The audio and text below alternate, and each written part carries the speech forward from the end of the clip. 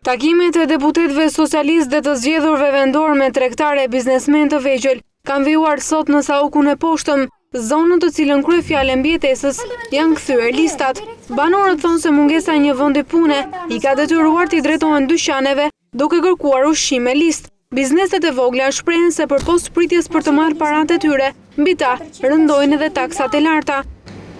Lista mush është bo, taksat për të pagu, thash njërës, mbini lekët se da jo, për buk për gjithë janë shif. Që të rejmë? Që gjithë malën që ka më shumë, gjithë pa lekë.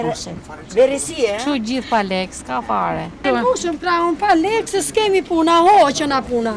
Pasi dëgjoi shqetësimet e banorëve, deputeti Besnik Bare premtoi heqjen e taksës për biznesin e vogël, në rast se Partia Socialiste do të vijë në pushtet. A është reale që shitja e mallrave, konsumi i tyre ka rënë jashtëzakonisht dhe njëkohësisht një pjesë e mirë e banorëve janë me lista shumë të gjata, të pamundur për të paguar edhe bukën e gojës, dhe ky është realiteti. Sipas deputetit Bare, prioriteti i Partisë Socialiste mbetet përmirësimi real i klimës së biznesit në vend.